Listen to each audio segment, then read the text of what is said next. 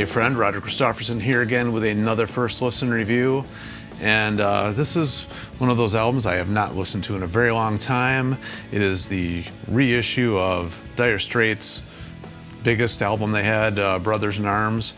It's one I was actually really looking forward to. I saw it was coming out a few weeks ago, and so I'm kind of excited to babble about it today because this is one of those albums that was like huge when I was really getting into music. And you know, of course, everybody knows the big song off of that album, Money for Nothing, and that was just a cool guitar riff. It's actually very unique. I have not heard, there's a lot of riffs that are similar, I guess, kind of, but really nothing really quite, still to this day, that's quite like that one. And, it was one of those albums that was just huge. I remember watching them do the, I think it was the Live Aid thing where they had Sting up there singing with them on that one, and MTV was huge, and this video was on constantly.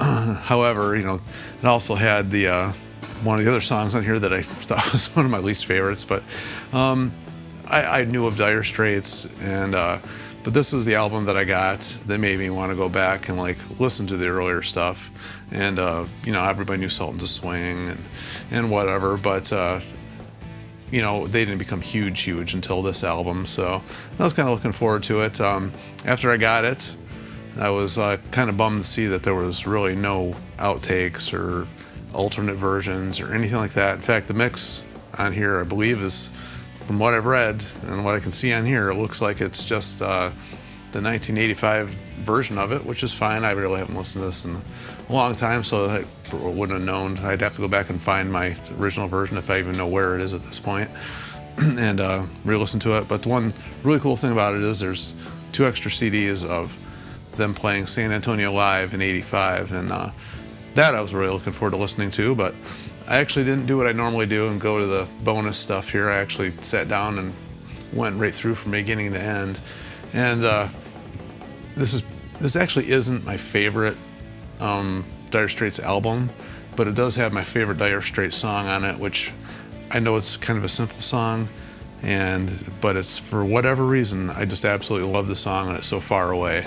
And the album starts with that song, and I actually had to listen to it a couple times before I went through and listened to the rest of the album, because I really just, for whatever reason, the song just musically, I don't even know what the lyrics, what it's even talking about, quite honestly, but I've listened to it 100 times.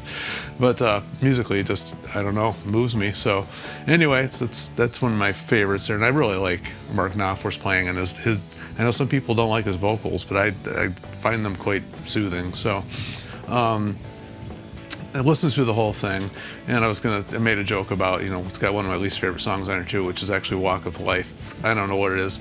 Mark really liked that song. The producer on here, whose name I forgot to look at real quick here, didn't want to do it, I guess, but Mark really wanted to, and that became like a huge hit. I remember hearing that one all the time as well. So it's kind of funny that I really like Money for Nothing, but Walk of Life I didn't care for at all. But then the rest of the album didn't really have, I don't think anything else on here was released as a single, but I really don't know. As always, I don't go back and check these things. I know this has the, the staple of being one of the first albums that was ever recorded and mixed digitally. I believe Yes Talk is the very first album that was released that was completely recorded, completely digitally. But if somebody's got other info, go ahead and comment down below. But I think that's the case. But this is one of the first ones. And it's kind of funny that Mark was actually trying to get back to more basic sounding on this one, but this became one of the most produced albums they had.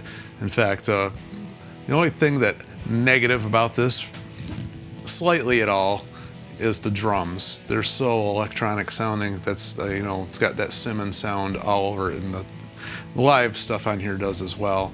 But I hadn't listened to this album in a long time, so it was just kind of fun to sit back and actually just kind of lay down and listen to it, because, when I'm listening to certain albums, I want to give it my full attention, and this is one of those ones. And of course, I'd forgotten like the words to Money for Nothing, the edited version I'd heard so many times. This is the unedited one in here, which, remember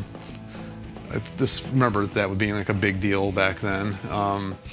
But the rest of the songs on here, this album is actually pretty chill. There isn't like, it's not like a rock album by any means. I mean, you got like Why Worry? It's like actually the longest song on here. It's got a very minimalist like sounding type song. Even the song Brothers, the title track Brothers in Arms, is kind of just a chill song. That's actually a really good song too. I really like that one. But, you know, you got, you know, I don't know, like Man's Too Strong. It's got a little bit of a Celtic feel to it, I guess. You know, but it was just a fun listen through. But what I really wanted to get to was, you know, the live stuff on here. And it's funny because, like I was just mentioned, the drums on here actually they kind of stood out quite a bit as well. Just be that electronic Simmons sounding drum. It really was kind of overpowering in some sections, which was kind of a bummer because I just wish they had a better drum sound. I guess that's what I'm getting to. Everything else is great. These guys play phenomenally well. Mark sounds just like always. He's just got a unique voice, you know. You either love it or hate it. I really like his voice. I think it's really cool. But some of my favorite songs are actually in this set. Like I like Espresso Love was like one of the second track on here, and you know, I don't know. I just always like that. Was like one of the first ones I heard after you know, getting this album. So that was kind of cool to hear that on there and listen to like any of this stuff in a really long time. And of course, Romeo and Juliet, for whatever reason, I've always loved that song. And it gets the Sultans of Swing on here, and I actually couldn't wait for that to get over. I've heard that song so many times and I was never a huge fan of that song. I didn't say I dislike it at all, but I never understood why people loved it so much. But good song nonetheless. But like why it got so much play, I don't know. It was just one of those ones that I didn't get into. But and then of course, you know, we've got Two Young Lovers, which is another really good song, and the one on here that was like went on forever, but it didn't seem like it, was Tunnel of Love. It was like 20 minutes long, but it seemed like it was 5 minutes long. I don't know. You know, bands can do that. Of course, there was a really long introduction, I believe, if I remember correctly now, in the middle of that song that didn't really need to be that long when really there's nothing happening, but the rest of it definitely cool. I've always liked that song.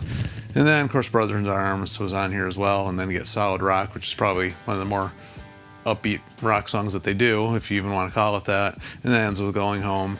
It was a great recording. I mean, the sound-wise, very good. I don't, you know if how that was recorded. I imagine it was direct off the board, of course, but yeah, I don't know. There wasn't really much extra to this one. There was nothing for me to comment on as far as, you know, the bonus tracks or the alternate stuff goes. And like I said, I believe this is the original mix and mastering, but I don't see anything on here that says otherwise. So, but it was fun to listen to. It's like one of those. It's what I really like about a lot of these reissues, is it makes me, or doesn't make me, I choose to, I guess. But probably wouldn't have chosen otherwise if there hadn't been a re-release of listening to this album anytime soon. So it was one that I had forgotten how much I actually liked. So it was cool getting back to it. Yeah. So I might be pulling out some of a couple other ones too, just to give them a listen, because now I'm kind of in the mood for it. But anyway, as always, feel free to share your thoughts and, you know, whatever you think of this album or Dire Straits in general or whatever else you want to comment. I always find it fun to read people's comments, and I appreciate it when they do. And as always, like, share, and subscribe to keep this music alive, because Mark just put out an album a couple years ago. Was it last year or the year before? I can't even remember now.